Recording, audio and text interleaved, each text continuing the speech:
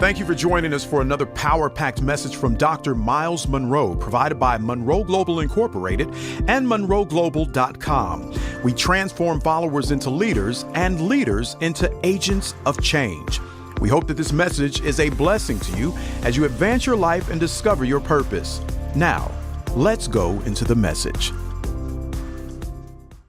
Our review, very important.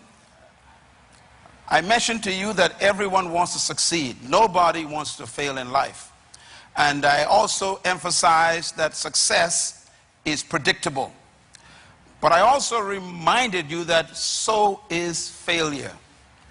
You can predict failure and success, and there's a reason why. The reason why you can do that is because of number 4.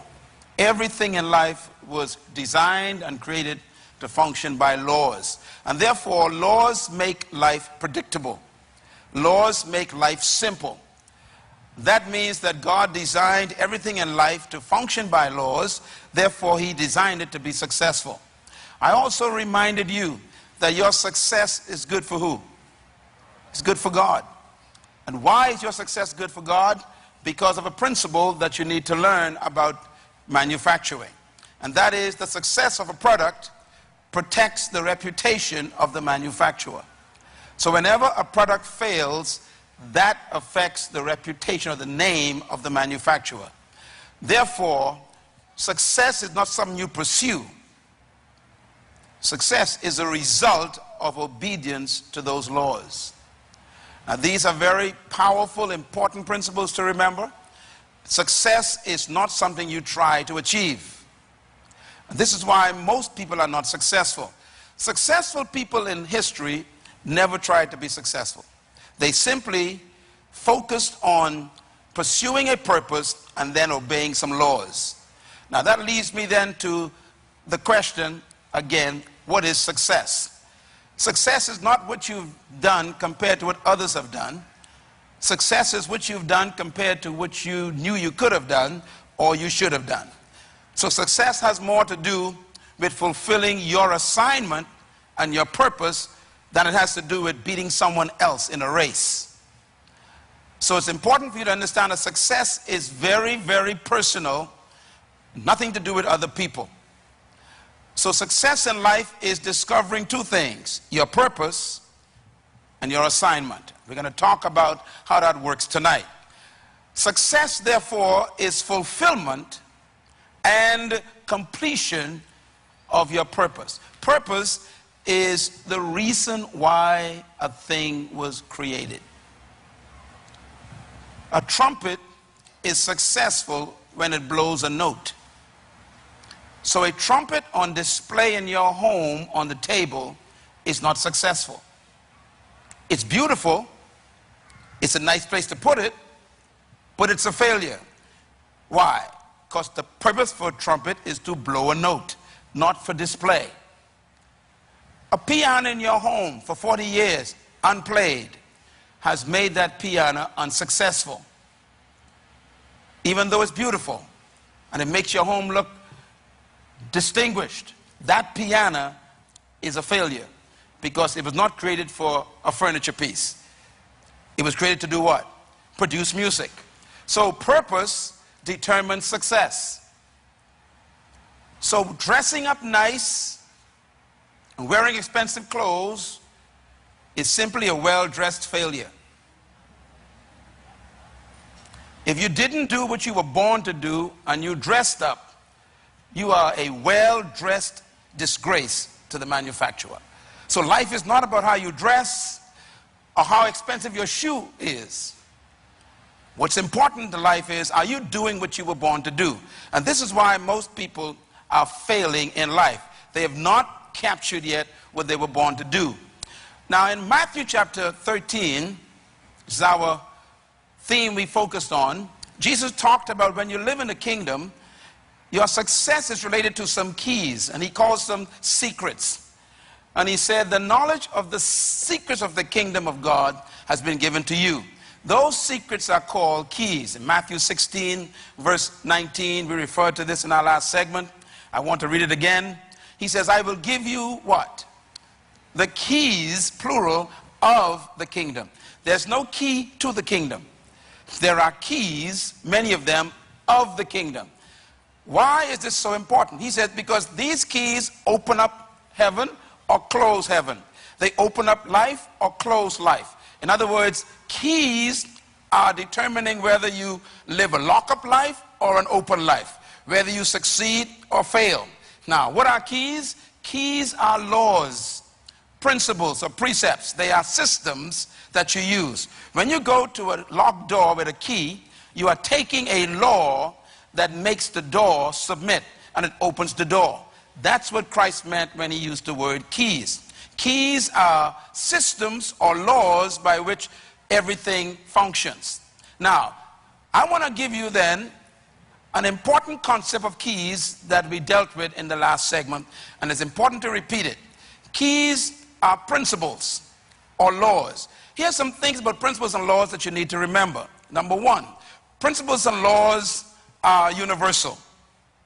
That is important because that means you don't need to change your country to be successful. A lot of people think if I can just make it to a certain country, I'll make it in life. I have gone to countries where people have left their homes, and today they are sweeping the streets in that country, and they have a lower job in that country than they had in their former country. And some of those people having to go back to their countries because they thought that the country determined their success. Some of you think if you were to leave the Bahamas and go to America, you'll make it. Believe me, it's not a matter of where you are located. The issue is, do you know the laws of success? Secondly, principles and laws are permanent. That means they are the same for Moses as they are for you today. Laws do not change. Number three, principles and laws work everywhere and anywhere. Again, that's important. They work in the midst of a crisis, or they work where there is no crisis. They work anywhere, anytime. Number four, principles and laws are not partial. That means laws don't work for certain race of people and then don't work for some other race of people. Laws work for all people. Laws don't work for fat people or skinny people or cute people or white people or black people. Laws work for people if the people work the laws. Number five, principles and laws guarantee success. The only way that you can guarantee something if you follow its instructions. And this is why, again, success is predictable. You can guarantee results if you follow the laws. If you are failing in your life, try and study what laws you are violating. If you are succeeding in life, study the laws you are obeying. There's no mystery to life. And most of us are hoping to succeed in life and don't understand the laws that are established by God to succeed. Principle number 6, principles and laws never can be broken. Why? You cannot break a law. The law breaks you. Don't think you can violate a law and still be successful.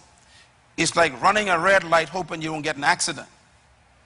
You know, you break laws, then they break you.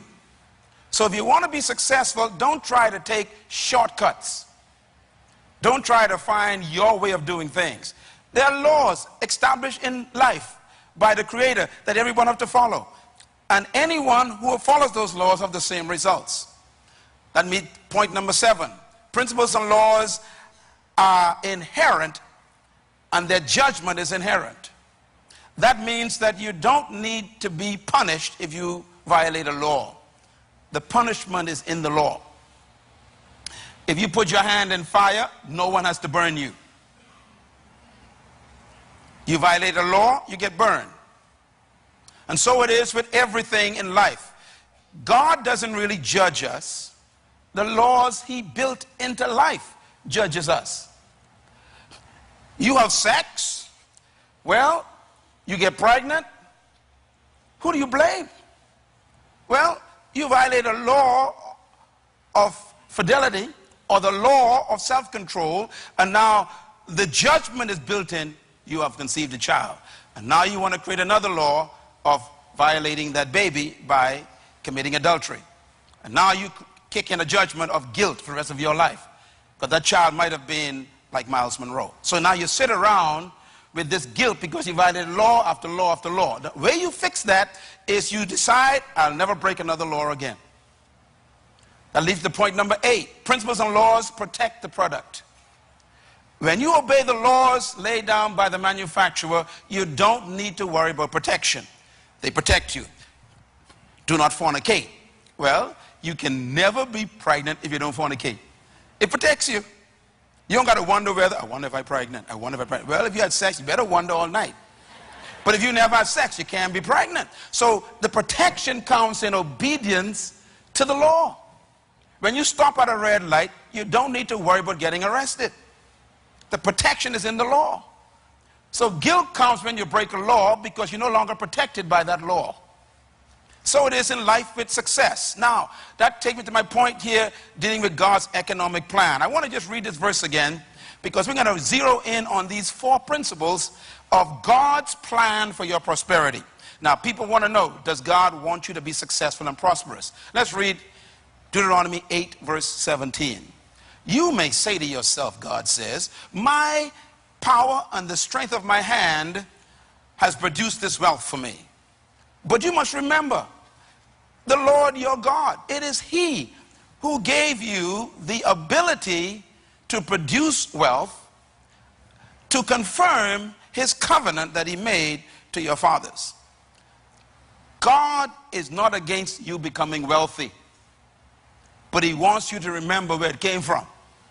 Secondly, this verse tells us how to become wealthy. And wealth in this verse doesn't come from God in the sense that God gives you money. Read it carefully. What does God give you? The ability to produce. Write that down. Wealth comes from finding your ability to produce something. The word ability here actually means ideas. We're going to talk about that in a minute. Now, how do you get to work out or produce? Produce means to actually work something out or to express something. The first command that God gave man was to work. Work shows up in the Bible before woman. And that's because a man needs work before a woman. The word work is what I call the law of work. Everybody says law of work. Now remember, we're talking about laws. Work is a law. That means anything that stops you from working violates a law. So if you want to get something without effort, you're violating a law. If you want something free, you are violating a law. That's why God doesn't like beggars. A beggar is somebody who wants something without effort. Let me quote the King David says, I have never seen the righteous forsaken, nor his seed beg for bread. Notice the condition, righteous. What is righteous? Staying in line with the laws. He said, if you stay in line with the laws, you will never be a beggar. Why? A beggar is not a worker. And the first law God gave man was to work. Matter of fact, let's read it. Genesis 2:15. And the Lord God took the man and put him in the Garden of Eden.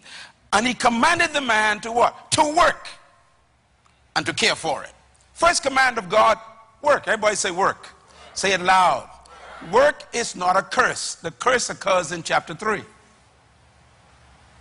The curse is not work. Work shows up in chapter 2 of Genesis. No devil, no sin, no demon, and God says work. Why? Because work is the reason why you were created. Let me explain what I mean. The word work is the word ergon in Greek and Hebrew, the transliteration of the word ergon.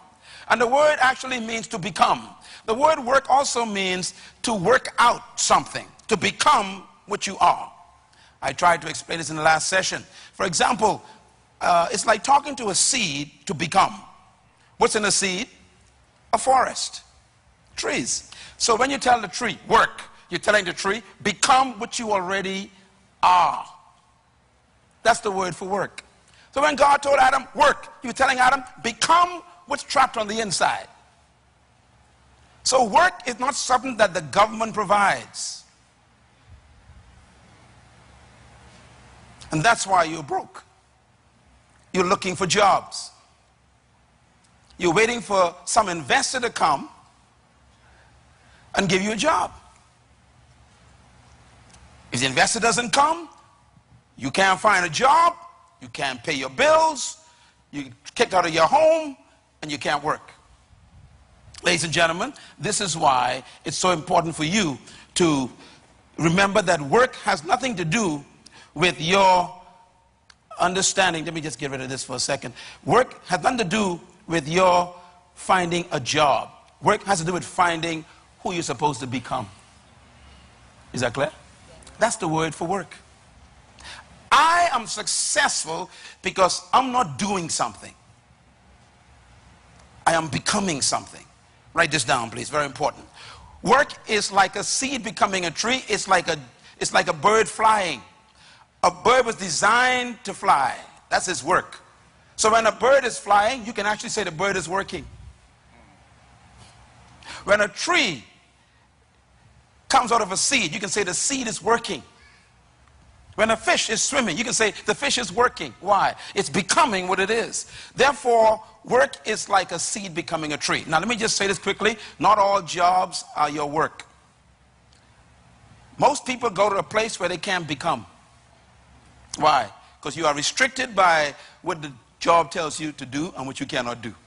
And this is why most people hate their jobs, because their jobs actually suffocate their real gift. And so they find themselves hating Monday mornings, going to a place they don't like, and they can't wait to leave it because it's like a bird trapped in a cage for 8 hours. Why? Because you are not really working. You have a job.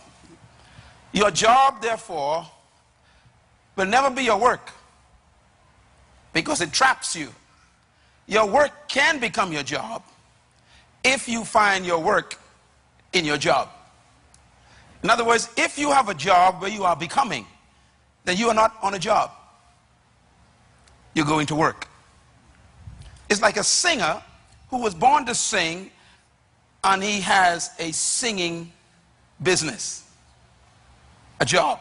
Well, he's not going to work. He's not going to a job, rather. He's going to work every day. Let me say something very interesting. Jesus said all the time, I work the work of him that sent me. And then he says, I do the work of him who sent me. And then he says, my Father works, therefore I work, and I came to work the work that the Father gave me to do. He never says job. Jesus had a job, you know. His job was a carpenter. His work was redeemer. He said, I didn't come to be a carpenter. I came really to redeem the world. That's my work. And my work is to do what? The will of my Father. That's an important statement. My work is to do what? The will. What is will? The original intent of the manufacturer who sent me. So work is becoming what you were born to be, and work, therefore, can become your job if you are doing in your job what you were born to do. Is that clear? And this is, by the way, this is why most jobs kill people. Jobs can kill you because you can actually be trapped in a place for 40 years, suffocating your life and living in bitterness and hatred and anger, and you are always irritated because you are in a place you don't want to be and don't like to be, and therefore you hate everybody every day for 40 years. And the Bible says what? Bitterness dries up the bones. That means it creates cancer. You ever heard people say, this job is killing me? They are correct. So I've come to you in this session to tell you how to be free from your job so you can find your work, because your prosperity is not in your job. Your prosperity is in your work. And just explain how that works now. Okay, write this down, please. Your goal in life is not to be employed. Say that with me. My goal in life is not to be employed. Say it again. Can you write that down, please? I want you to write it down. Look at it for a second. The number one promise of your governments is jobs. So your goal is to get a job. The young man here tonight comes out of high school. First thing he's told go get a job. They never say go get a business. The guy who just comes out of college, this lady with a PhD or a master's degree, comes back home, first attempt, got to find a job. It's as if we believe we were born to be employed. But I want to change your thinking tonight. Write a new word down. You were born to be deployed. Everybody say deployed. Say it again, deployed. Employment means somebody else controls you. Deployment means you release what's on the inside of you. Those who deploy themselves employ others. Deployers employ. If you're tired of being employed, focus on being a deployer.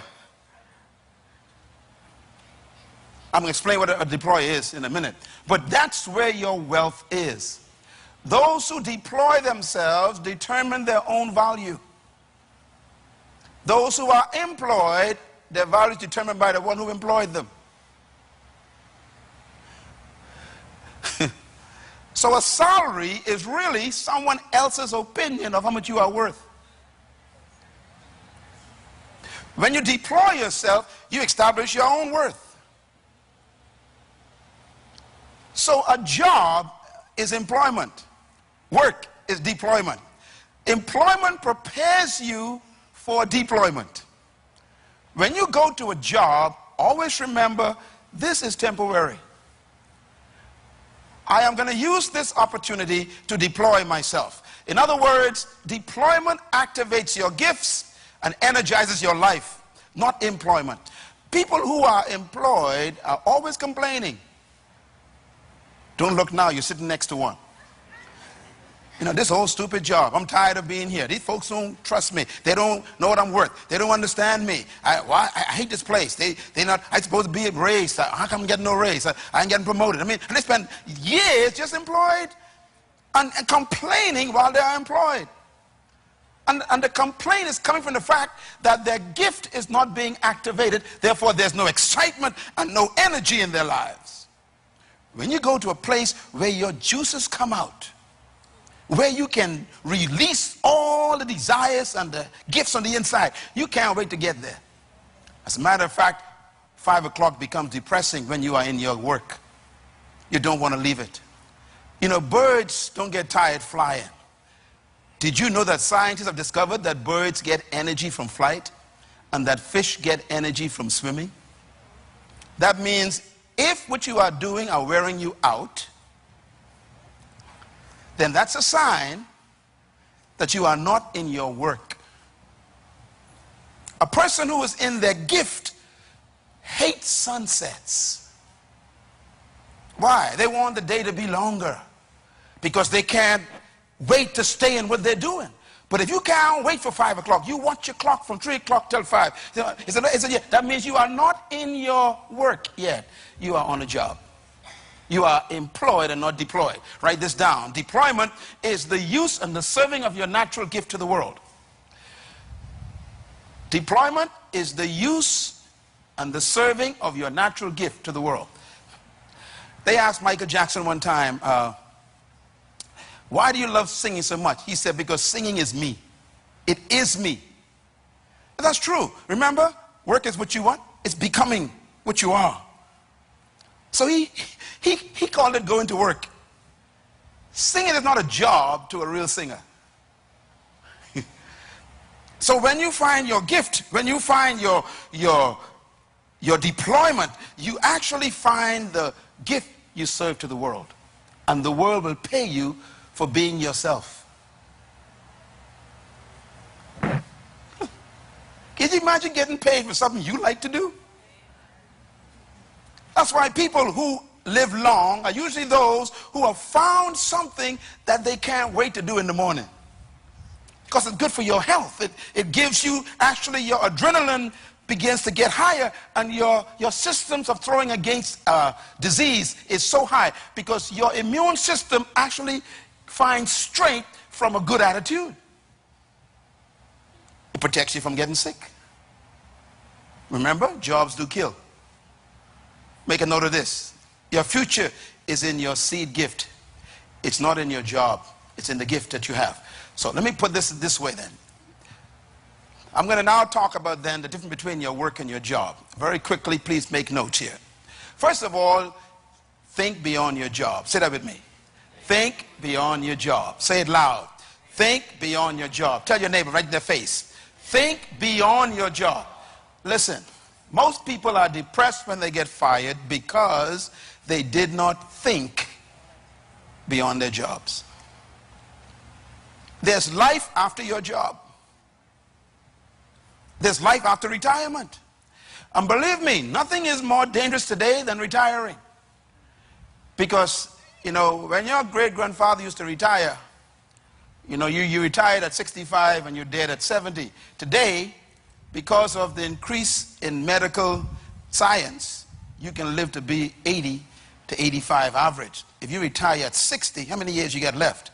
25 years more, and you are retired.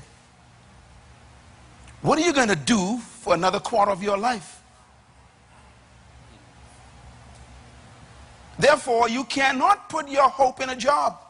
And let me tell you something right away. The company you work for, the minute you hit 65, they already start singing the hymns. Rescue the perishing, care for the dying. Why? You're 65. They already see the young guy coming out of college who want to actually work for less. Are you with me? The older you are, the more expensive you are to the company. So wake up and think beyond your job. That means that the solution to your future success is not in the job you have, it's in what you're thinking beyond the job. And that's why I'm here in this session. Make a note of this. There's no future in any job. I guess those who got fired proved that, right? You got laid off. Or they only got you on 2 days' work. You realize your future is being attacked by the fact that they laid you off. So you got to cut back on your standard of living. Maybe even lose a car and lose a house. Why? Because your future, you put in your job. No job has a future in it. Make a note of this, please. The future is in the one who holds the job. Don't ever allow an organization to be your hope. Every job is temporary. No matter how much they praise you and love you, you better think beyond that position. Because when this thing is all over, they will tell you bye-bye. There are folks in this room who've been retired for 5 years already, and they begin to scratch their heads. Why did I retire? Because life goes on. I'm glad you're here. And young people, please remember what I'm saying, because you got a chance to not make mistakes that older people have made. Write this down, please. Create your business in your job. Now, I'm going to explain this in a minute, how this works, because you must make yourself indispensable by refining the value you are to that job. Now, you can't really depend on a job, but you can actually make yourself so valuable that you're the last one they want to let go. And how do you make yourself valuable to a job? You become indispensable. How? By refining your gift on the job. In other words, you make yourself so important to the company by investing in your own gift that they don't want you to go. You know, every job I've ever had, if I can remember far back as I can, they always wanted me to stay. The last one I resigned from was from the government. I used to work for the Ministry of Education. Then I was moved down to public personnel, and I worked with the Deputy Prime Minister years ago, the late September Maynard. And I resigned 5 times. Why? They kept refusing my resignation. Why? They said, we don't want you to leave the system because you work effectively, they said. You remember Daniel? You should read the book of Daniel sometime. Daniel made himself so valuable, the king said he was an excellent worker, and no one wanted to get rid of Daniel. There are some people who can't wait till you leave. Why? You're not an asset. You are a deficit to the company. There are supervisors praying for you to resign. Why? You are not a help to the company. You've made yourself a problem rather than a solution. When there's a downsizing taking place in an economy like this, the first person to let go is the one who caused all the problems. That's probably why some people are fired, because you think it was, no, they are happy for the crisis. Why? Finally can get rid of you legally and give a reason for it. Yeah, because you make yourself a nuisance. But if you make yourself indispensable by serving your gift with quality and becoming more and more valuable by solving problems for people, they won't let you go. As a matter of fact, I'm going to show you before we end this session that the key to becoming prosperous is solving problems. You are kept for the problems you solved. You are let go for the problems you create. People ask me all the time, how you doing? My answer is, I'm a solution, not a problem. And I mean that. I said to myself all the time, I solve problems. That's why I'm valuable. I'm valuable because I'm solving your problems tonight. If you want to become the same way, you got to be able to find problems that you can solve and then solve them. Don't look for a job, look for a problem. People looking for money. Don't look for money. Look for a problem. You solve problems, you get paid. So that's different between your job and your work. Let me give you the differences real quick. Never confuse your job with your work. Why? Your job is what they train you to do. Your work is what you were born to do.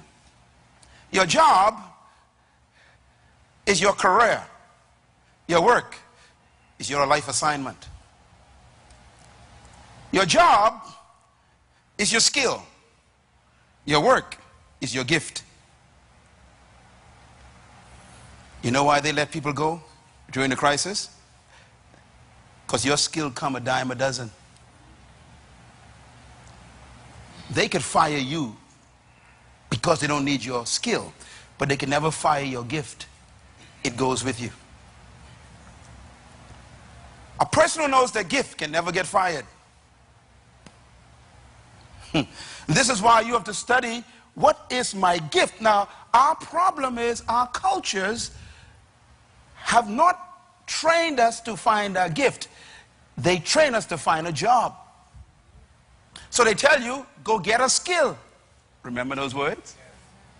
The problem is, your skill is dispensable. Who told you I can need your skill all along? Plus, if I've been using your skill for 20 years and now you are making $30,000 a year, and a young guy came out of college with a more refined skill in your area, he only wants 25.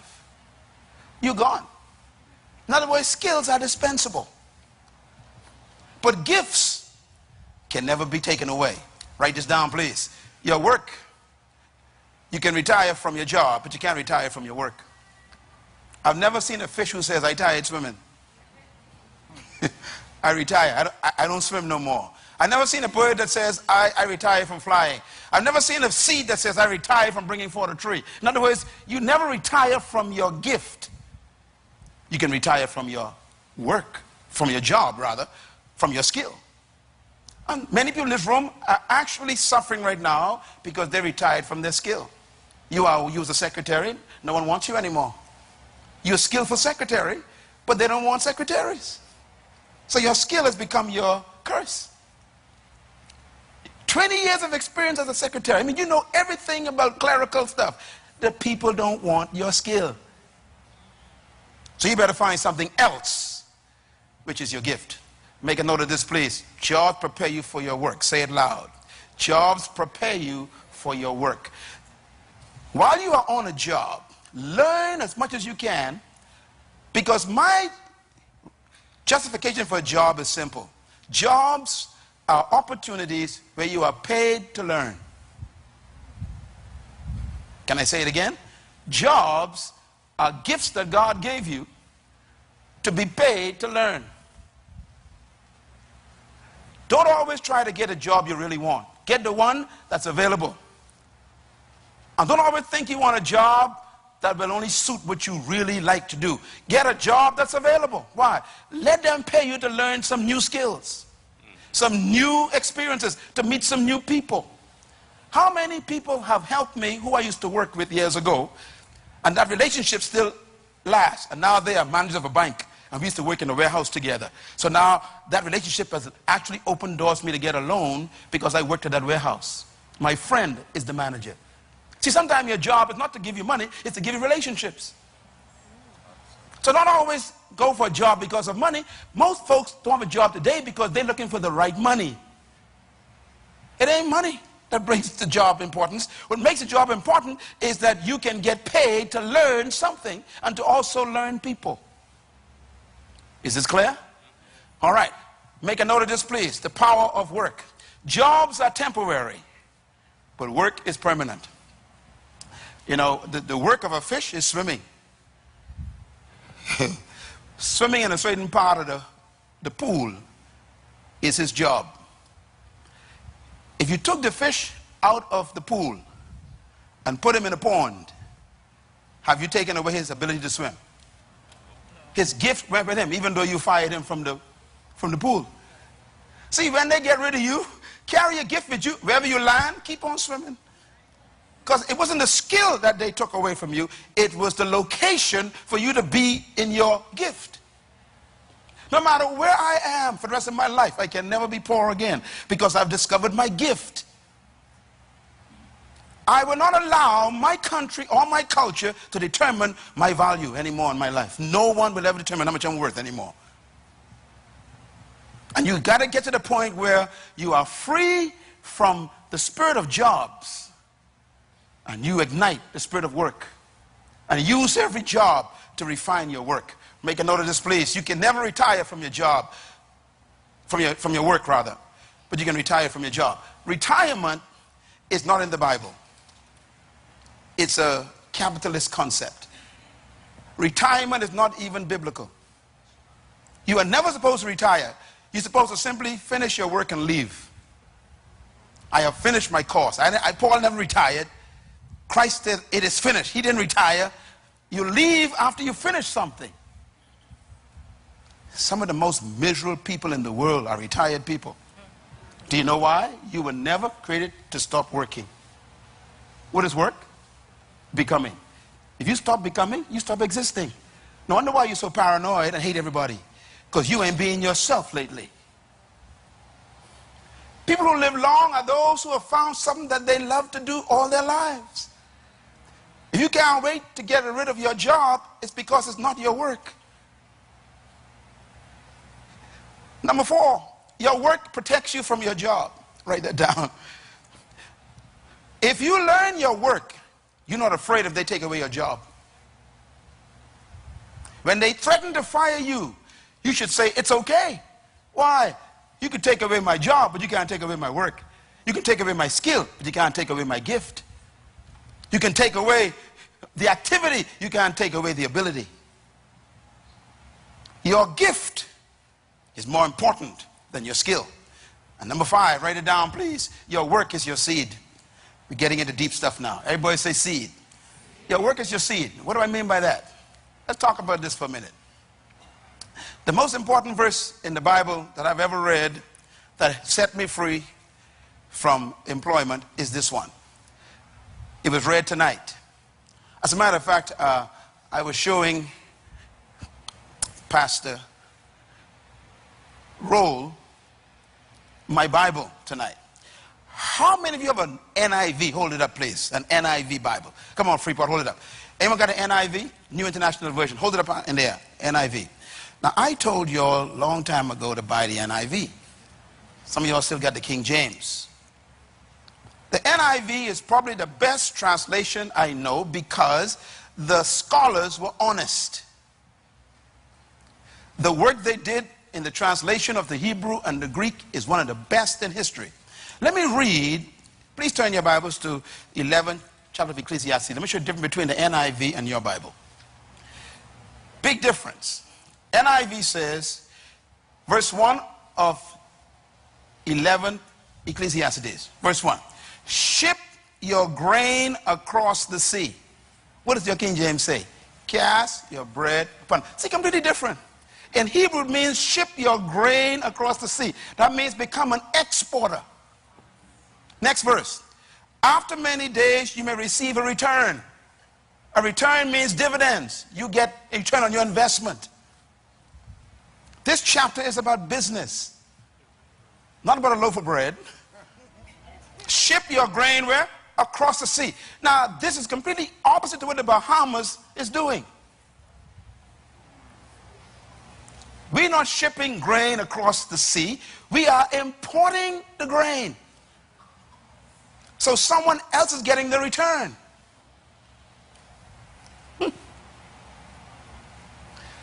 What I have done is exactly what this says. My books and CDs and DVDs and my life is always being shipped across the oceans.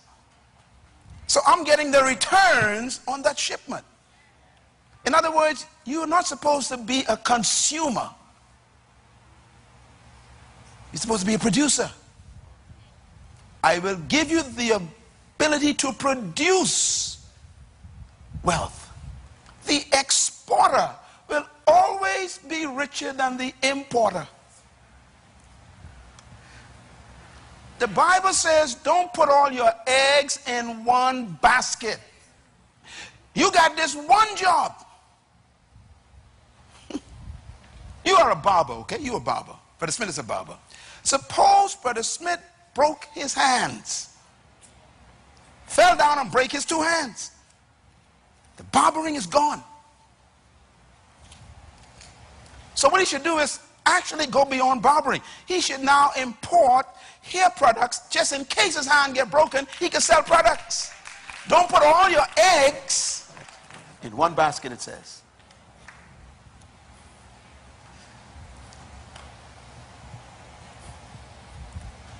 You carpenter, your hands are important to you.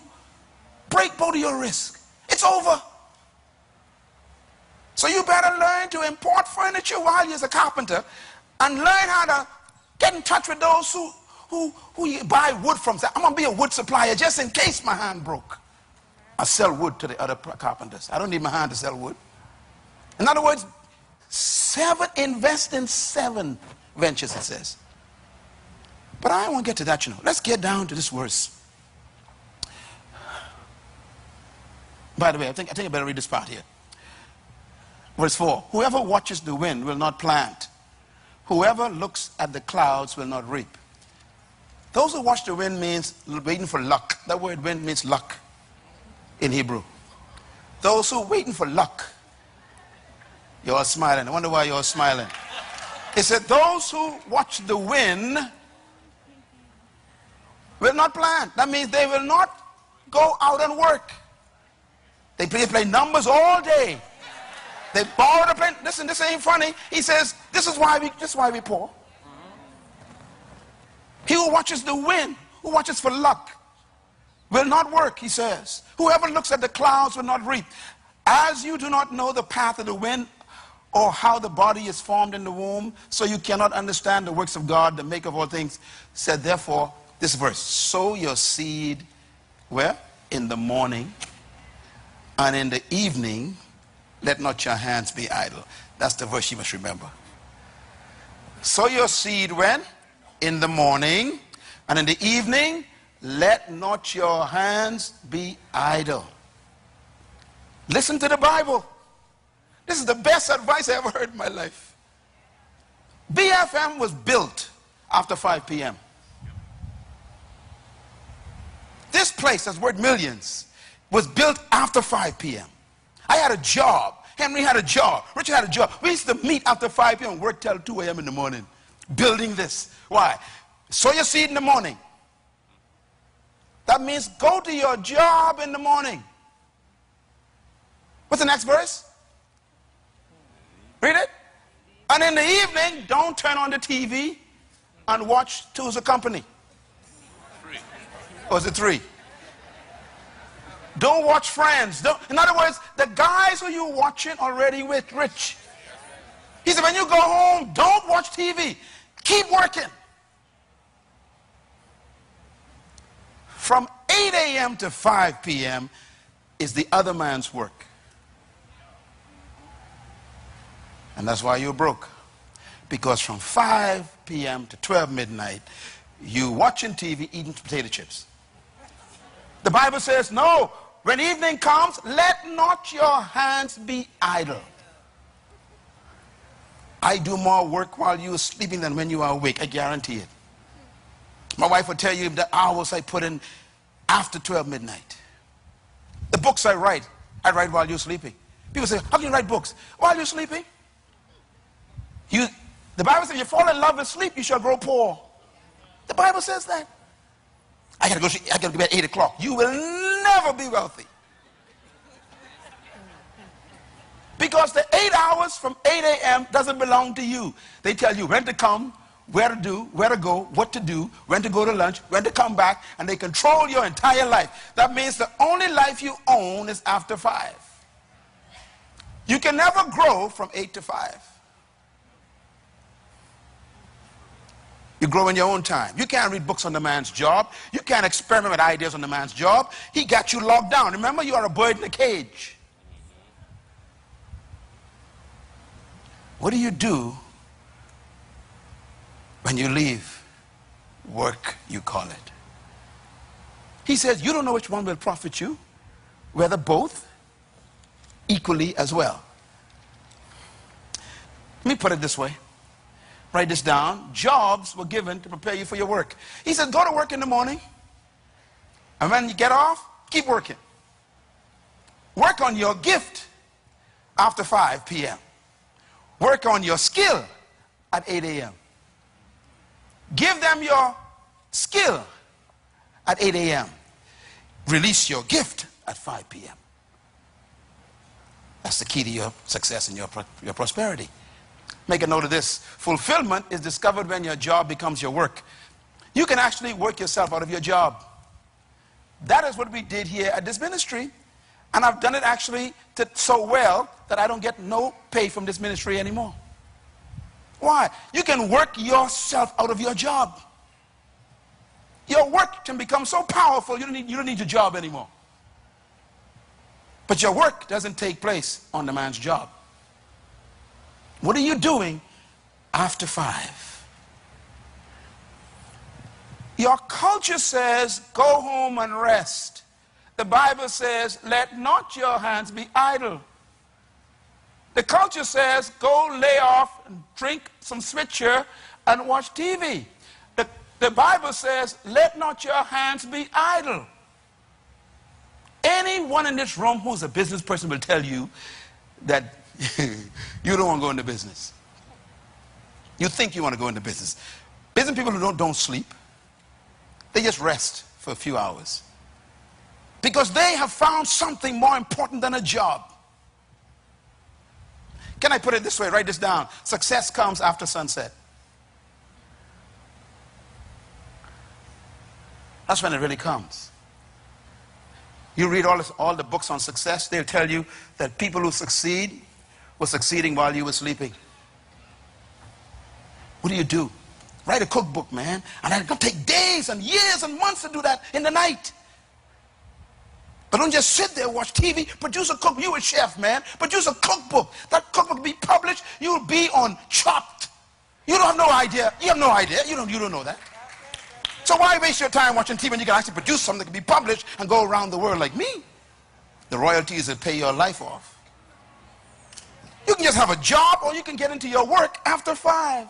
Every one of you, I can tell you right now, each one of you, an idea that you could pay me for. Of what you're doing. What you're doing right now is not what you could do. But you got to pay me to give you the idea.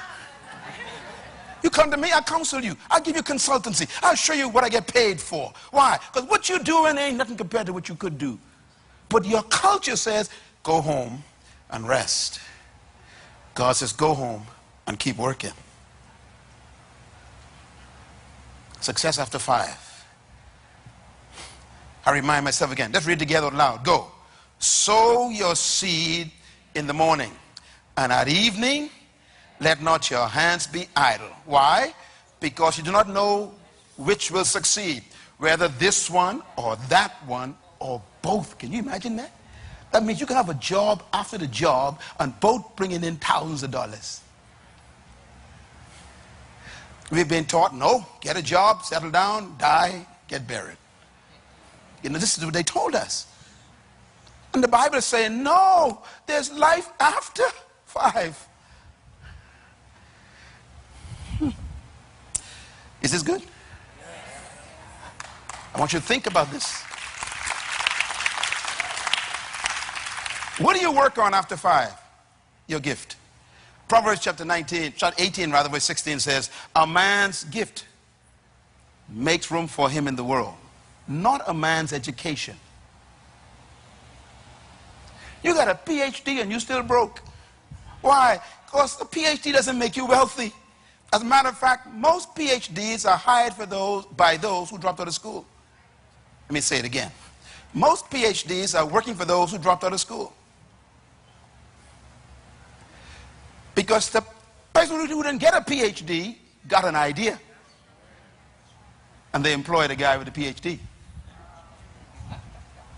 It's not your education that brings you before great men. It's your gift. Bill Gates dropped out of school. You know, his teachers actually thought that he was mentally damaged because he could never pay attention in class. I read his story. Matter of fact, he said the reason why he couldn't pay attention in class is because he was always ahead of the teacher. They thought he had, learning disorder. No, he had a disorder of learning too much, too fast. Teacher was always behind him.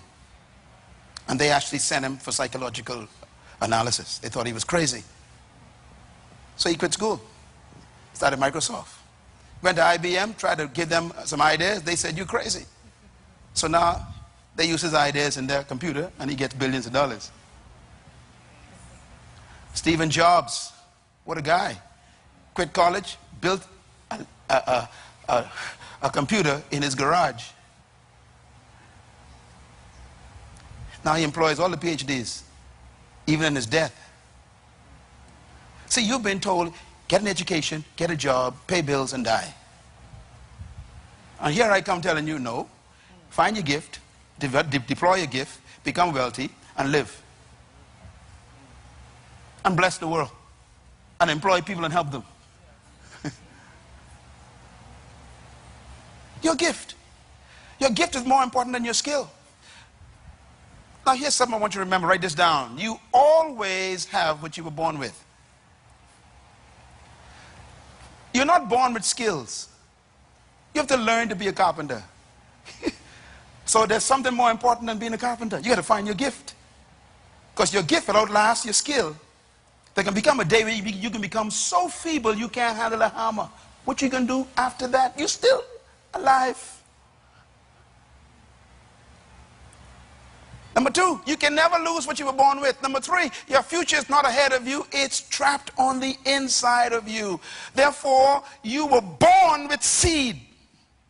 You don't go looking for it. So the key to your life is discovering and developing and serving your seed gift to the world. Always look for the other thing in your life. It's there, Just look for it. It's always with you. But no one ever told you this until I come into your life tonight, to tell you, don't trust their jobs. The crisis is because you lived on the jobs. The crisis is because you depended on the jobs. The crisis came because you depended on the clients. And they don't come no more.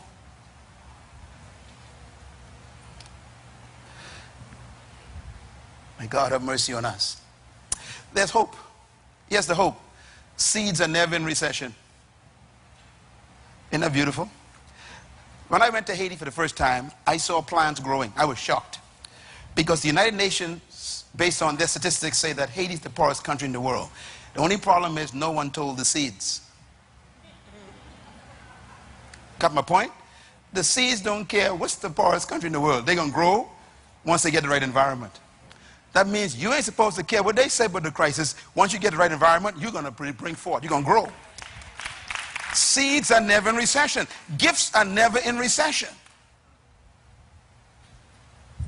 Jobs are in recession. But not work. Hallelujah. There's something that's bigger than you, and it's inside of you. When I was praying for tonight, I was praying that God would ask me. I asked God, I said, God, show me how to get on the inside of a person and yuck it up. yuck. Yeah. How to get inside your spirit and yuck up your gift and let you see it. This is you. You are not what they called you. They give you titles. Don't trust their titles. Find your gift. Your seeds are never in recession. My friends,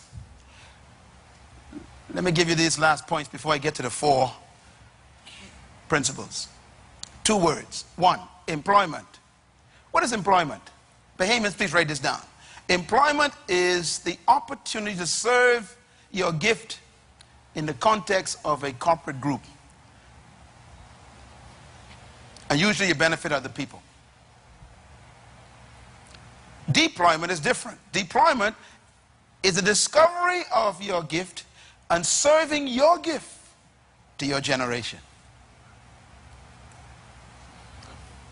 You can be deployed or employed.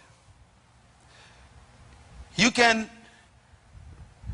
deploy your gift in the context of other people's control, or you can deploy your gift to your whole generation, and they will bless you. When you begin to see life beyond your career, beyond your skill, you become a generational changer. This is the difference between employment and deployment. And I challenge you tonight to think about where you are in your life, your age, whether you are young or old. Think about, where am I in the scheme of this teaching? What's happening to my life? How many more years I could have left? Some of you are divorcees. Some of you are widows or widowers. And your life is at a point where you say, what am I supposed to do next? And God says, I'm going to tell you tonight, find your gift. Serve it.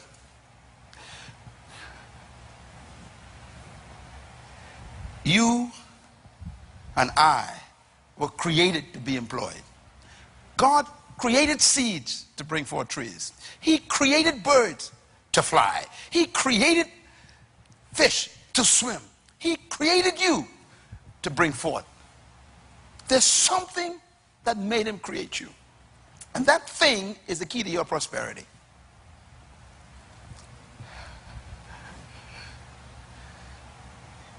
Now I'm going to give you my secret. The secret law of success. How do you become successful? Here's my answer. If you want to be successful, do not seek success. Can you write that down, please? Put it on your mirror where you fix your face. If you want to be successful, do not seek success. So what do? You seek to become a person of value. That's the key to your prosperity. You seek to become a person of value. The person who becomes successful and prosperous is the person everybody wants to go to get something done. You know, the safest business in the world is undertaking. Being undertaker. Why? People dying every day. So the guy meets a need, he got you covered. He made himself what? Valuable. Why do you go to the dentist even if you have a recession? Because the dentist made himself valuable. 8 years of study. Why do you go to a doctor and give him your money in the middle of a recession? Because the doctor spent 14 years specializing in something. He made himself valuable. He refined a gift.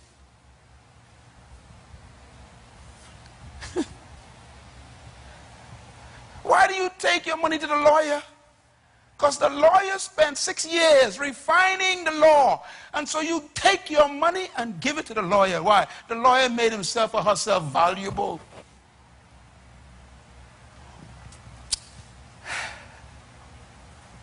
Question. Here's the question. Why should I come to you? How you answer that question tells me if you're going to make it. Here's a question more difficult. Why should I come and bring my money to you?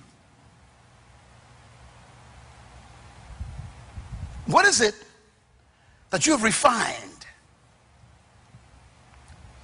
that make me find you?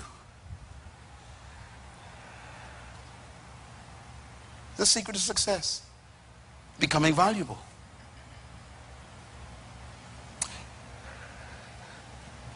So here's the process of becoming valuable. I'll give you the secret. Number one, to become valuable, first, you must determine what your gift is. Some people may have one or two. Like me, you know, I have 3 or 4 gifts. That was my problem most of my life until I figured it out. You know, you got to choose one and focus on it. But I got a lot of gifts. I'm a musician, naturally. You know, I'm a writer. I'm a public speaker. I am able to actually produce music. I can do a lot of stuff. I have to decide which one I want to focus on, that's all. Listen, you don't want to be a jack of all trades and master nothing. Write this down. You are paid for what you master. People ain't looking for you who's a general contractor. Some of them wonder why they can't find jobs. You're too general. You better find a specific area that you focus on where they're going to need you. They come look for you. Don't just be a carpenter. Find a niche. I'm the creator of bookshelves only. And put it out there. You will see business coming to you like crazy. If you say, I'm just a carpenter, hey, a dime a dozen. And they start comparing you to others. But if you only make shelves, bookshelves, they can't compare because not everybody just make bookshelves, you see. And now you become valuable because you have what? Become a refined gift. That means you become significant. Significance makes you valuable. Significance means you are different from the others. Everybody sells shoes, fine. A lady came one time, she said, Pastor Myles, I want to open a shoe store. I say, don't. She said, why? I say, everybody's selling shoes. She said, but, so what do you advise? My advice is that, I said, now this is free. Only sell baby shoes from 0 to 5. You'll make it. Today she has one of the largest shoe stores in New Jersey. People fly from different parts of the state to buy shoes. Why? They ain't got to wonder if there are baby shoes in that store. Of course, she ain't pay me nothing. In other words, you can't just sell something. Sell one thing that is you. Uniqueness. That leads to point number 4. Everyone's created to born with a unique gift that makes them valuable. That means your success is in your gift of value. There's something that you were born with that other people don't have the way you have it.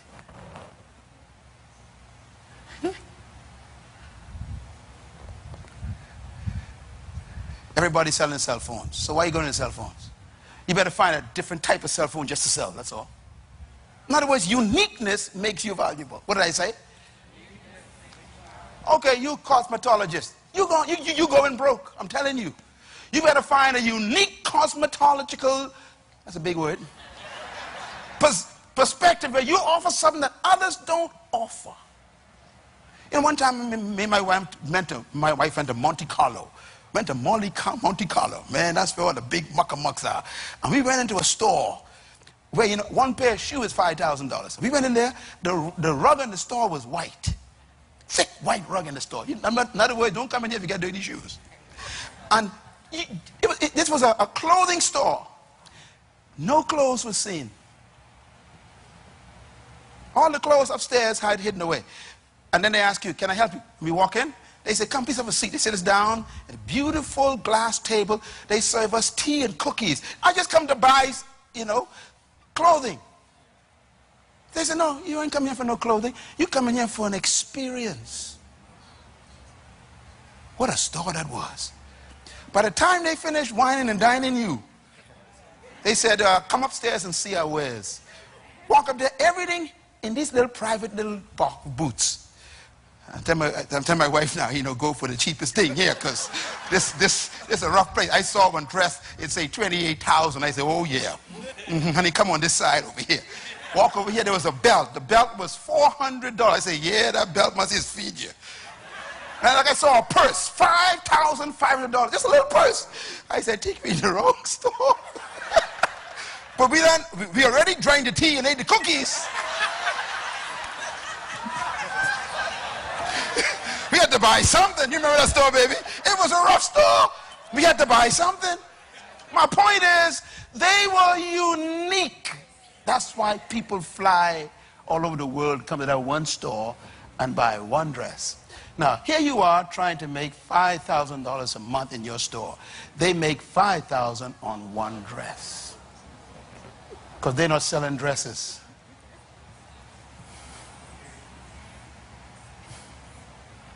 Y'all should pay me for this tonight.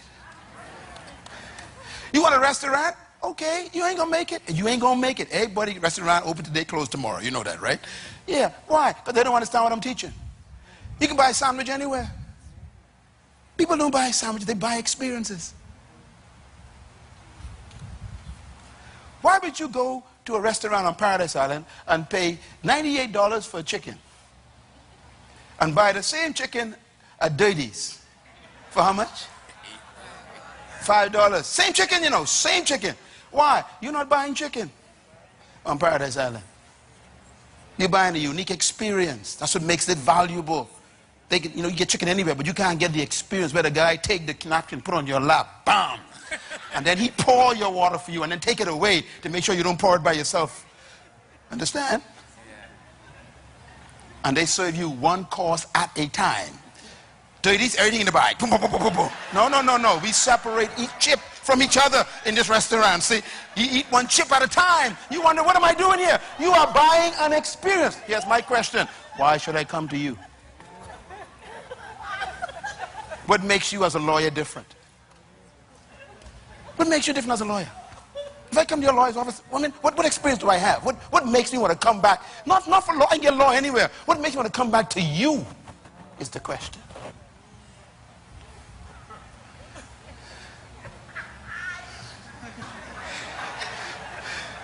Is this good stuff?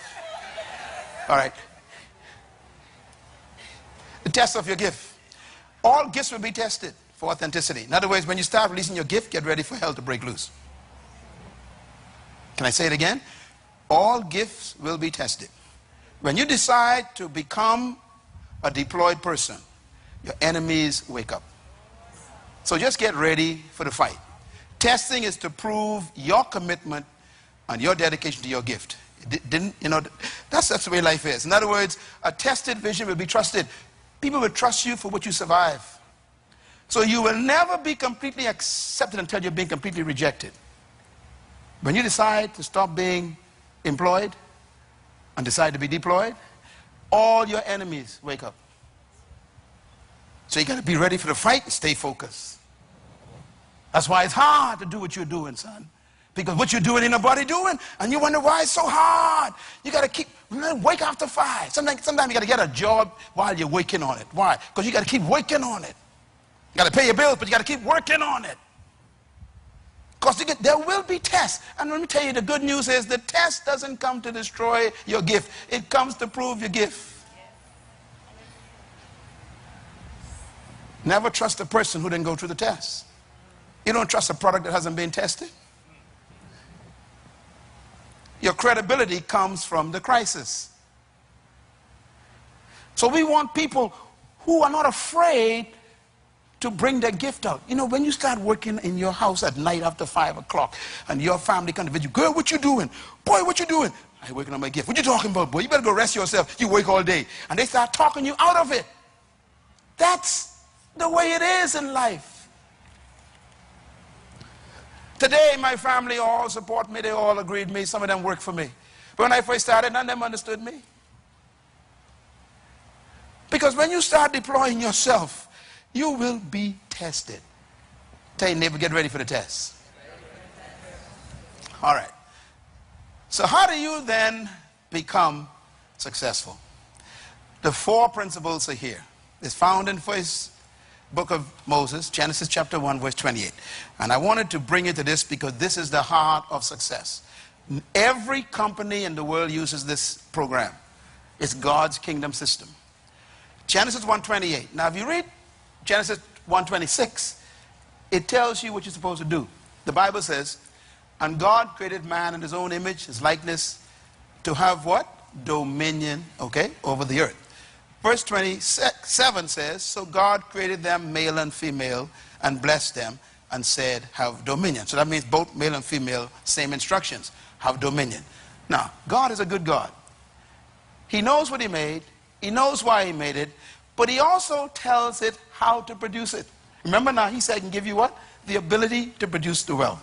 So verse 28 is God's giving you the strategy to dominate. Oh boy, help me. So God is saying, look, I don't just want to tell you what to do. I'm going to show you how to do it. He says, the Lord blessed them and said unto them. What is God doing? He's talking. Who's he talking to? Humans. What's he saying to them? Instructions. And he's giving them instructions for what? To learn how to dominate in the earth. So you got to follow the instructions. This is not funny. This is the most important instruction in the world. He says, first of all, be fruitful. Secondly, multiply. Third, replenish. 4, subdue. And what's the last line? And then you'll have dominion. You were born to dominate in an area of gifting that people will pay you to do. I repeat, you were born to dominate in an area of life that people are supposed to pay you to do it.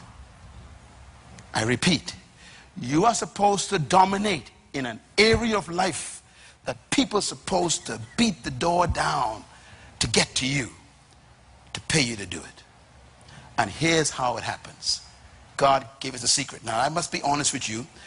The people of the world have done this more successfully than the people in the body of Christ.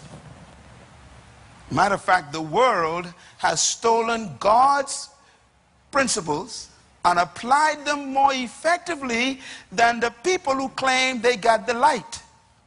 Let me quote, write this down, please. Luke chapter 11, verse 16. It says, the children of this world are wiser than the children of light. Therefore, go to the world, I'm quoting Jesus, and learn from them, that you may have riches in this life and the life to come. I am quoting Jesus. Please listen to me. He said, look, go to the world. Why? The children of this world, the children of this world, that means the world system, are wiser, he says, than the children of light. The word wise means to apply. They are applying my principles more effectively than you who shouting and speaking in tongues. He says, so don't despise them, don't get mad at them, and don't get jealous of them. Go to them, he says, and learn from them. That's in the Bible. Now, here's the problem. You've been taught by your religious background, stay away from them. Christ comes, says, go keep company with them and learn what they're doing. Why? Because they're applying what I taught you better than you applying it, because you don't even know it, and they know it, and that's why they're successful. They're employing you. How come you work for a sinner? Because laws have no respect for whether you're saved or unsaved. You keep the law, you get the results.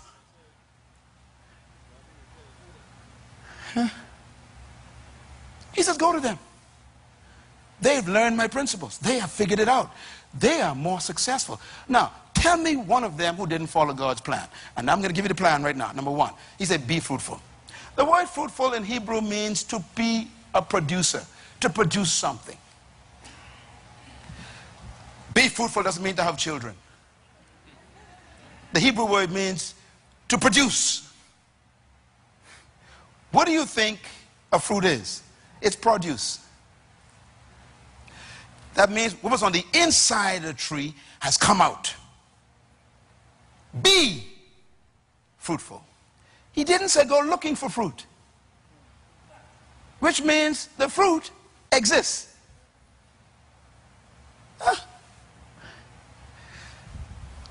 Be productive. And then he says, now that you produce a fruit, Let me use myself as an example. This is my book. I wrote this. This is mine. It says here, USA Today bestseller. That means millions, you know, sold. Okay. I stayed up while you were sleeping and produced this. It took me months and months to produce this. Hard work. I'm doing 2 books right now. I've been doing them for the last 6 months. One will be finished in November. The other one will be finished not until April next year. What are you doing? So when I go home after I leave it tonight, I don't go to bed. My wife will tell you, I work. My fruit came out of me, my fruit. Now, here's the problem. This is my fruit. Can this make me wealthy? No. No. Only got one.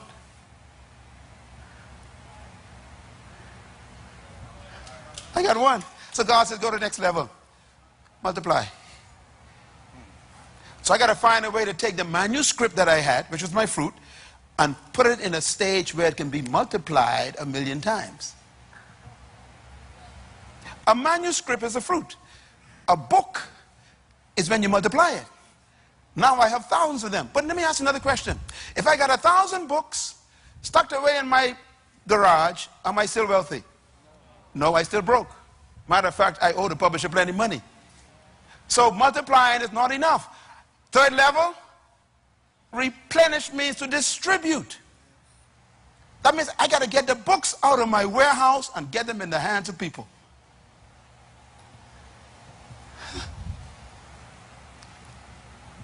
Okay, now I got my books out and I sell 3,000. Am I a worldwide author yet? No, because 3,000 gone, only 3,000 people get. That's even, you know, less than 10% of our population. So I got to do something else. I got to move to the 4th level. I got to subdue. Subdue means to control the market. Control the market means when you start distributing your product, it becomes the most important one in the market. So that when people think of it, they think of you. Let me give an example.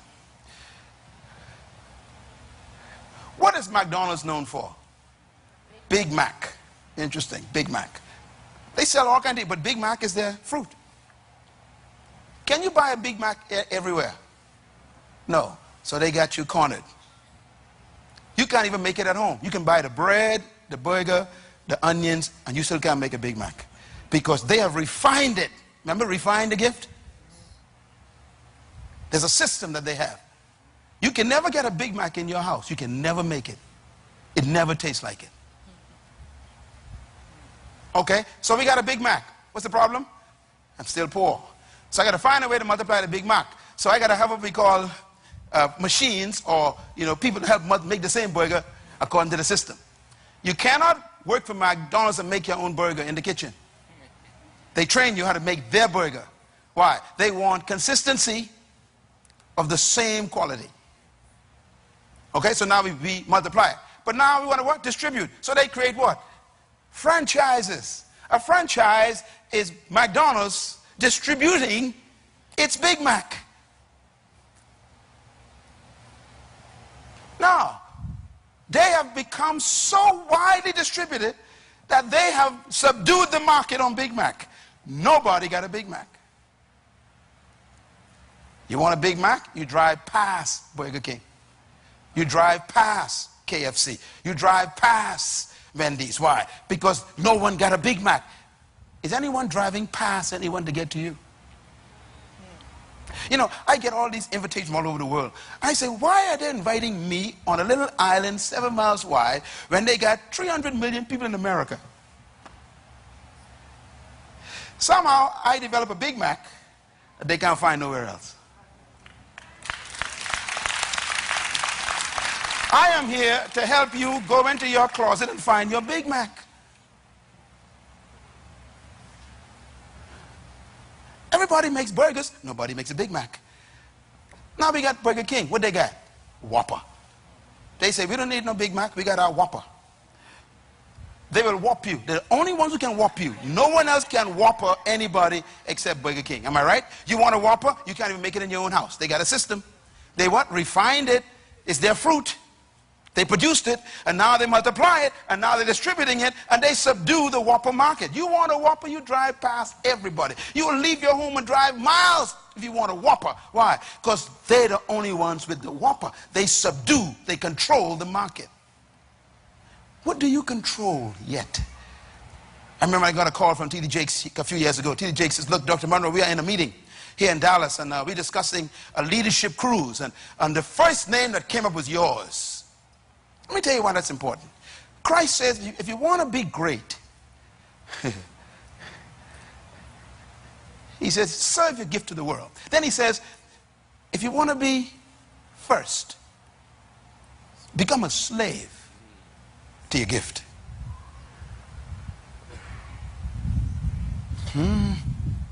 Comprende? If you want to be what? First. That means the first one they think of. That's right. What do? You can become a slave in the night to your gift. What are you working on all night? My captain here, Thurston. I mean, pilot extraordinaire. I'll never get rid of this guy. He'd have to leave me. Why? This guy has refined his gift.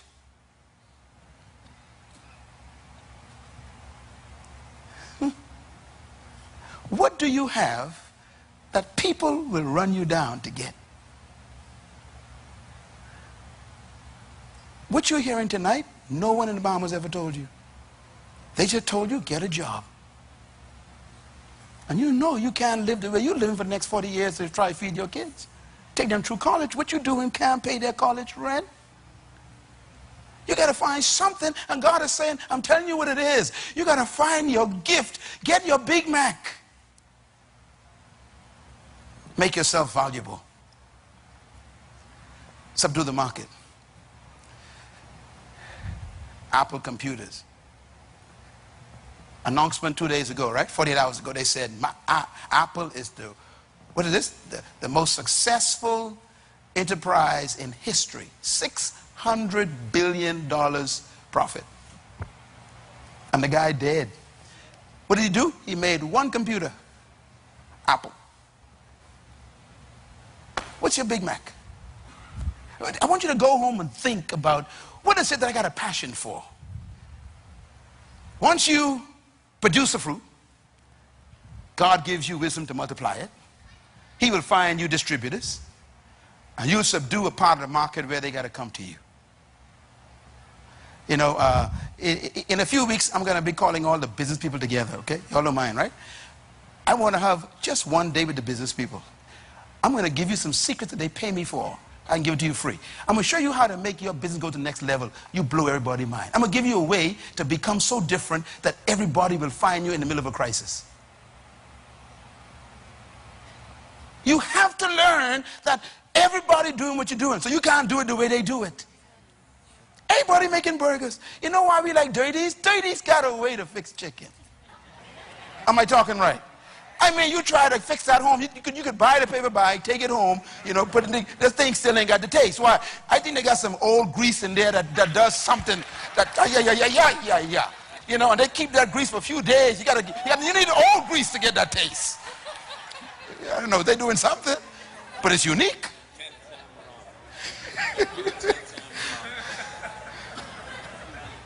What makes you different? The result is what? You have dominion. Dominion means to impact the environment.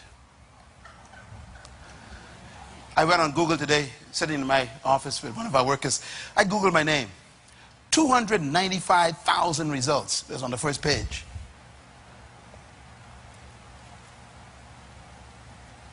Wow. And most of them are stores with my product. Amazon, Myles Munroe. Look at the stars next to my name and my books. 4 stars, 5 stars. That means these are top sellers. My distribution system. I'm not teaching you something I haven't done. And I'm not different from you. I live right around the corner. And I was born in Baintown. But they never taught me this. That's why I'm teaching you. We've been a victim of this thing that says it's a crisis. Ain't no crisis. It's a crisis of thinking.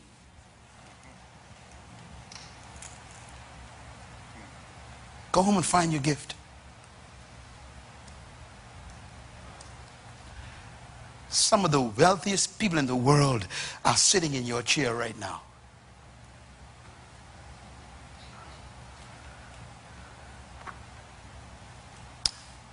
Tell your neighbor, think.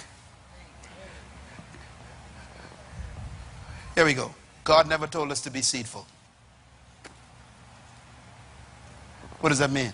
That means that He's already assumed that you got seed.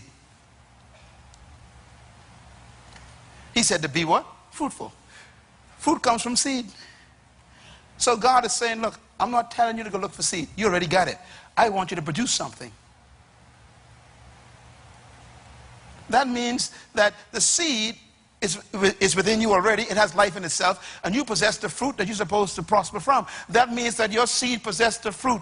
But fruit is never for the tree. I've never seen a tree eat its own fruit. Have you? When you were born with a fruit, it was never for you. It was for us. The problem is we can't find you to get the fruit. And by the way, you never see a tree bringing its fruit to you.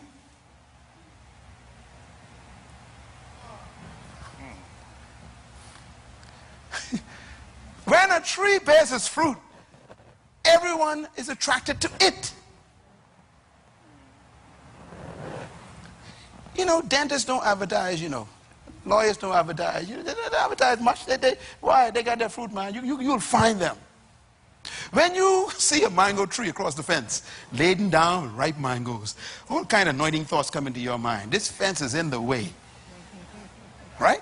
And you will do some things to get to the tree. In other words, the tree simply produces fruit, and the clients find the tree. I have never invited myself anywhere to speak, whether it's a bank or Harvard University or any organization, any church, anywhere. Never have I ever once invited myself anywhere. They came looking for the fruit.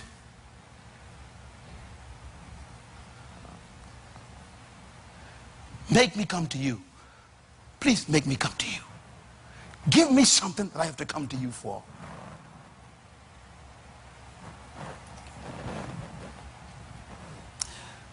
Is this good?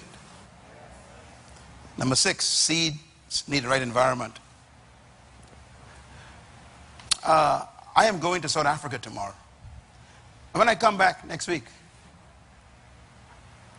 I think I'm going to meet with you one more time. Because you need to understand that you could have a good seed and still be broke. You put a mango seed on a tiled window and leave it there for 50 years. The tree is still in the seed. Wrong environment, wrong friends, wrong books, wrong TV shows, wrong people. You in the wrong environment. Dr. Munroe ain't got too many friends, you know. I choose my friends very carefully. I got plenty of people around me, very few friends. Friends to me are fertilizer.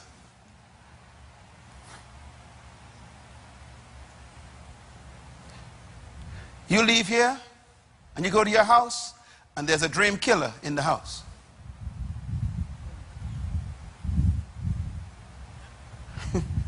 They talk you out of your dream. When you get up out talking, but you got vision, you got dream, you got seed. You got to settle down and go get one job and, you know, help pay these bills. And then when they finish with you, you go right back to your old way of thinking. You need to produce the right environment to bring forth the seed. My wife and I went to Egypt. We went to the pyramids. Walked in there, bigger than this room, underneath the pyramids. And there was a display of King Tut. They had just found this display. And here I am looking at King Tut. 4,000-year-old bones and face. I mean, this is the Egyptian king. And in one of those glass cases, there was some seeds. And I asked the guy to talk. I said, what are they? He said, these are seeds we found in the tomb of King Tut. I said, are you kidding? He said, no, these are 4,000-year-old seeds. They were petrified, you know, they were frozen in the desert, dry heat. I said, are they still good? He said, well, let me tell you a story. He says that we shipped these seeds to Israel, and they did tests on the seeds, and they germinated the seeds. The seeds produced the largest ears of corn and of maize that they ever saw. I said, wait a minute. Are you telling me that 4,000-year-old seeds produce? He said, yeah. He said they were just waiting on the right environment. How old are you? You think you're too old? You think it's it? That's for you? Did they tell you it's over? What you need is the right environment one more time. Don't ever let no one write you off.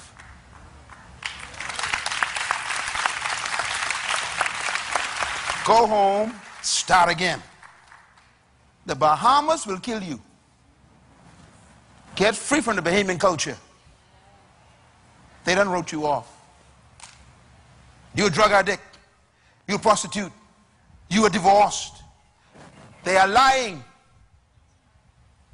All you need is another environment again, that's all. In that seed, 4,000 years, was a plant waiting for the right environment. And they never taught you this in school. Hey, this should have been the first lecture you got when you went to high school. You wouldn't have been sitting around here worrying about keeping a job. And there wouldn't be a bunch of foreigners owning the Bahamas. What kind of country have we built? A country of dependents who look to a government to provide jobs.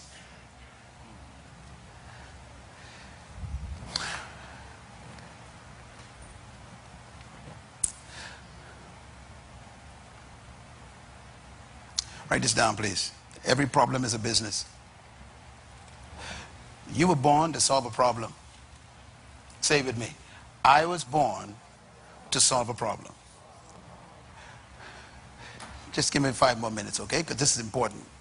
This is what your father should have taught you the last 50 years. That's why it takes so long for me to give it to you. I'm trying to save you 50 years of ignorance in one night. You have to remember that you were born to solve a problem. And that's where businesses come from. A business is simply someone solving a problem. Fast food solved the problem. You ain't got time to eat breakfast in the morning for no hour.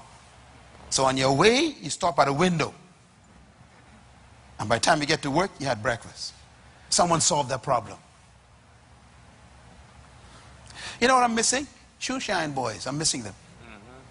My shoes need cleaning right now. I ain't got no time to clean those shoes. If you stop asking for money, think about a solution.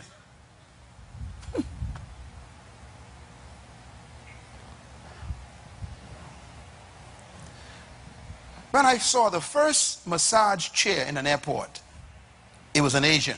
I said, oh boy, something started here. Now every airport you go in got massage chairs. Why? Because people get tight when they travel. They need to relax. So someone saw a problem. Now that's $1 billion business. 10-minute massage for $10. 5,000 massages in one day. It's $500,000. Somebody said, we can solve this problem. Why don't you go around, just look in the Bahamas and look for some problems? Why? God gave you the ability and the gift to solve a problem, and therefore whoever solves the problem becomes wealthy. We ain't got no poverty problems. We got blindness problems. We don't look for solutions to problems. We look for problems to complain about.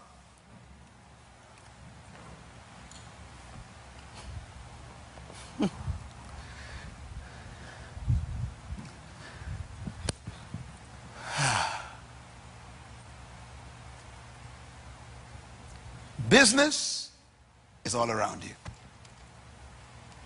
Why? Problems are all around you.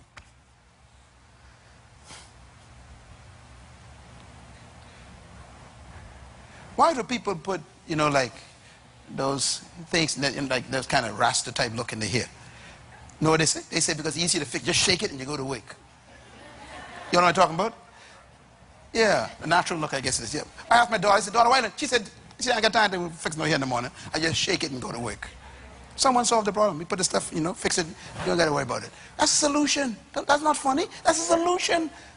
People don't want to spend an hour in the morning fixing the hair. Don't laugh at that. What are you doing? What are you doing? Study the problems. Spend the whole day tomorrow just driving around looking for problems. You'll be amazed. Businesses everywhere.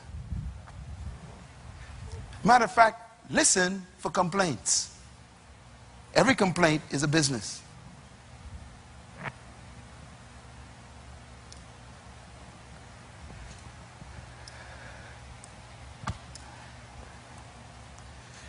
Selah. Lord, help me. All right. Let me give you 8 keys to become successful in business. 1, add value to people. Added value. You sell shoes. Then you need to go back and add value to that store. You sell shoes.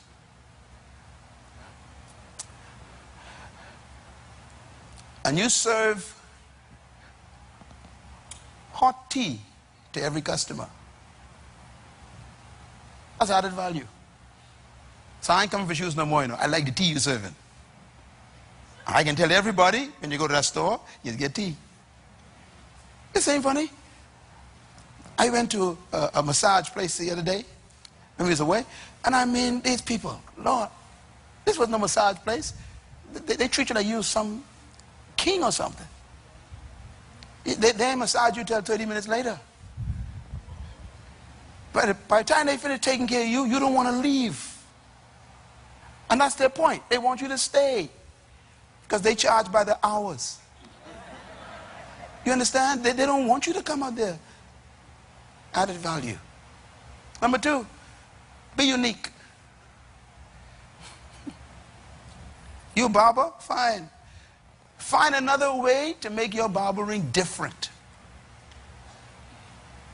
Go away and study some new techniques. Come back and say, I'm the only one who got this technique. Or when you come to us, we serve you cookies and rice or something. In other words, you make something unique about you. Thirdly, quality. How high a quality? Sometimes quality alone is enough, You sell shoes. That one sell good shoes. They sell better shoes. See, it depends on the quality. 4, attention to details. Come on in, Dr. Munroe. What kind of tea do you like? Hey, I only want to buy a dress. What kind of tea do you like? Yes. And they serve me in a silver cup. Spoon of gold. I only want to drink the tea. Quality. Details. Some of y'all can never make it in some expensive restaurants. Why? You take the napkin, put it on your lap. The fella say, no, don't touch that. The detail is, I put it on your lap for you. That's a little detail, but it makes everything different. It's good for business. 4, always offer extra. Always find something extra to give someone. That makes you different. We went to a bank in Florida last week, walking there, and they said, come on in. Would you like some candies? I don't want no candies. But they offering right away, a little extra. We don't want to know what you come for yet. We want to give you something. A little extra. Them candies probably cost, a fraction of a cent each. But it keeps the customer coming. That's worth thousands. Number 6, service. Service means you don't throw the plate down here. Service. That's a whole new ball game. And then the power of identifying people's needs. Find what people need. That's why you become a good business leader. What is the needs? Needs change. Sometimes people come to you and they complain about something that you ain't doing. Take that seriously. They're telling you about a need that ain't being met. And then number 8, be interested in people. Don't be interested in the bottom line trying to make money. Be interested in people. They'll be interested in you. Sometimes you got to lose something to keep a customer. Lose it. Because things don't come from feelings and hurt. They come from customers. All right. Big line. How do you find your gift? I thought you'd wait for this one. Number 1, how do you find your gift? How do you know what you were born to do? How do you know the thing that's supposed to make you wealthy? Number 1, ask yourself these questions. What is my greatest desire? Go home and study that, please. Take this CD and listen to it. Number 2, what do I wish for humanity? Take a bit of M, please. Have you ever sat down and says, I wish somebody would just do this. I wish somebody would just do that. That is your destiny screaming. Why don't somebody do this? In other words, whatever you complain about is what you were born to fix. Number 3, what makes you angry? Your gift will always make you angry. It is the thing that makes you angry that you were born to change. If you get angry at shabby work, I mean, you're supposed to produce best work. You get angry at young people on the street, that means your gift is to go and save young people. Whatever makes you angry is a sign of what you were born to do. Every successful person was an angry person. All of them. Nelson Mandela was angry, so he couldn't be a lawyer anymore. His anger made him leave law and sent him to jail. Mahatma Gandhi was angry. He was a lawyer too. Quit law and saved the whole nation, India. Mother Teresa was a teacher, high school teacher. She became angry at poverty in India. Left it, couldn't handle it anymore. Took her last paycheck and bought groceries and gave it to a leper. What makes you angry? Martin Luther King Jr., angry. He was just a preacher, a pastor. His anger drove him into his gift.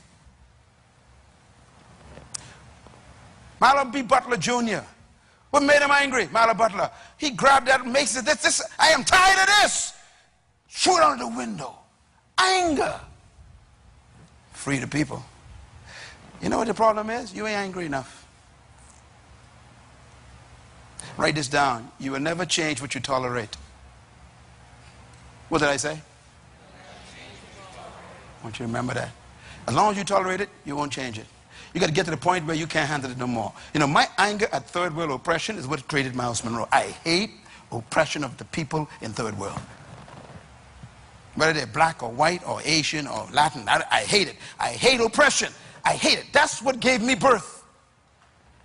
And I saw what the colonial powers did to my mind. I said, I hate it, and that hatred produced me.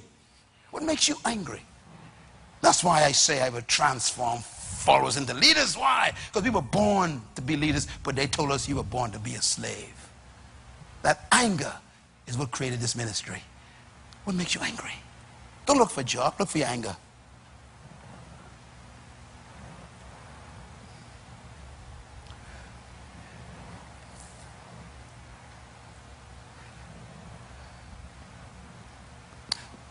What is your deepest passion? Passion means, what do you want to do and never stop doing? Got to find it. Look at number 6. Number 5, what do you think about when you are alone? Normally, when you are finally quiet and alone, that's when your gift starts talking. You know why you can't find your gift? You with people too much. You got TV on too much. Listening to music too much. Everyone in history, you check them out, who heard their gift was alone. Moses, mountain. Jesus, in the hills. Elijah, in the cave. Where do you hear? We too noisy. Always with friends. Everybody, let's go. Nobody mean let's go. Go alone and listen to your spirit. You'll find your gift. And your gift is where your wealth is, remember. You don't find your gift among friends. You find it among God. Have you ever taken a walk by yourself for a long time? No, you haven't. You always want people with you. Let's go for a walk. No, no, no. Why don't you just go by yourself? Just go by yourself. I said, Lord, me and you going on a gift-finding walk. We're too noisy. What do you think about when you're alone? The question is, are you ever alone? Some of my greatest revelations come in the shower. Why? Ain't nobody in there with me. It's me in the water. God could talk to me. No music, no radio, no talk shows, all this foolishness. I gotta hear. That's why my life. Be careful of these talk shows. They will talk you out of your gift. Shut them off.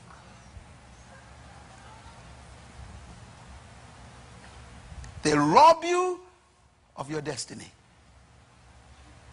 And they never solve problems. Number 6, what do you wish you could change in your country?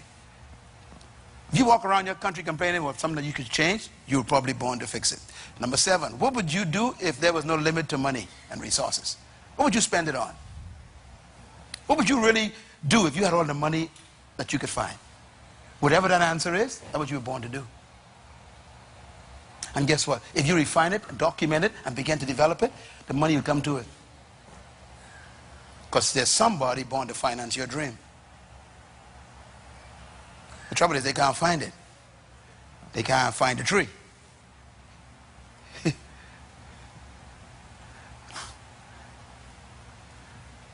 8, what is your natural gift? Number 9, what would you do without compensation? It's a tough one. Whatever you were born to do is something that you could do and never get paid for it and still be happy. This is why most people are poor, you know. They want to get paid for everything. People who change the world and who become effective never do anything for money. They do it because they love the passion of it. Bill Gates wasn't interested in no money.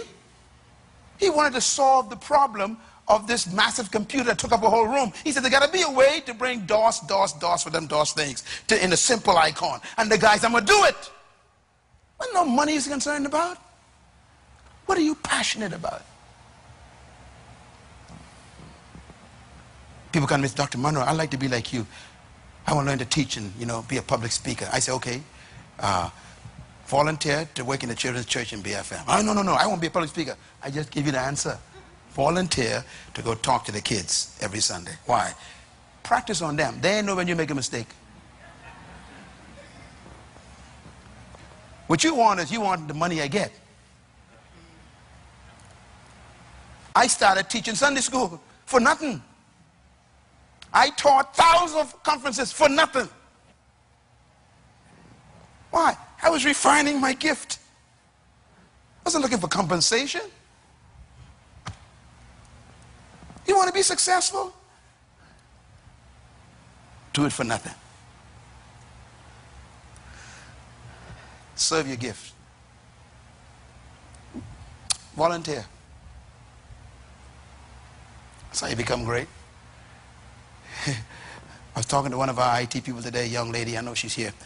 And she said, I said, how long have you been working? She said, I've been working here since 2008. She said, but you know, Pastor Myles, I used to come here for 5 years and just volunteer. And one day they just said, you know what you're doing. Why don't you come on the staff? Now she's working as one of the leaders in IT. Would you do that, or you won't pay the first day? Volunteer. What would you do? And personally sacrifice for it. You normally, when you find your gift, you're willing to put up your house for the business. You're willing to sacrifice the car to invest it in the idea. That's sacrifice. When we built Bahamas Faith Ministries, I'm telling you what, man, we have nothing. My wife and I had one car. We used to share it. I used to live with my mother-in-law in one room in the house. Why? I ain't got no money to waste. Are you too proud to live with your mother-in-law? so you could save money, so you can put it invested in the idea? No. What are you willing to sacrifice?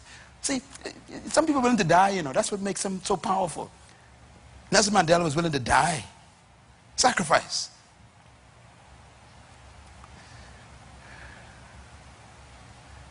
What are you willing to sacrifice for your idea? You may have to sell your house. And you viewed history of these guys, all these big guys you're so jealous of, check them out. They started selling their houses, selling their cars for their idea. They had to sacrifice something because they believed in it more than their own security. Success and prosperity ain't magic. It's laws. These are laws. I was thinking about this year. Find your purpose, find your perception, find your potential, discover your passion, live by the principles, create a plan, be with the right people who can influence you to get there. That means choose your friends. Be persistent, because there can be fight. There'll be a fight against it, and then you have to be persevering all the time, because you got to fight your way to your success. And then pray. Always spend time with God, because He's the one who gave you the plan. You're going to make it happen.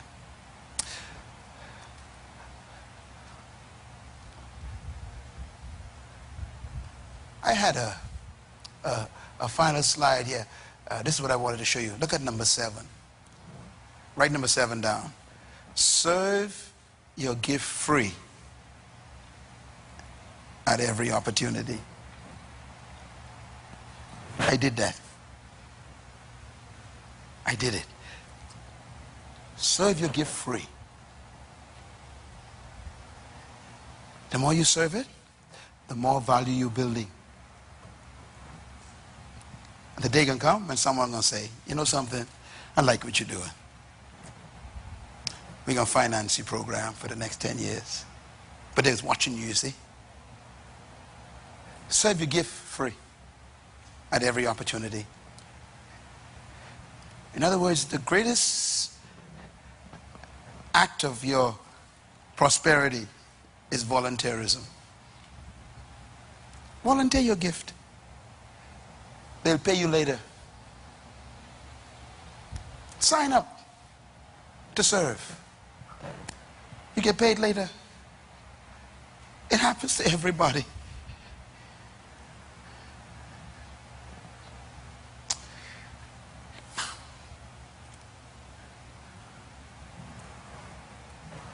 I love you.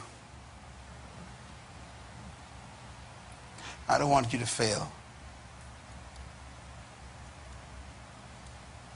I know it's been long, but it's so dangerous out there, you better get this in here. Life is rough out there. I don't want you to be a beggar. You're a great woman. You're an awesome man. You got more on the inside of you that they haven't seen yet.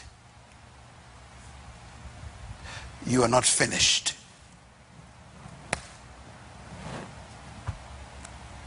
You're still on your way. Wake yourself up. Dust yourself off.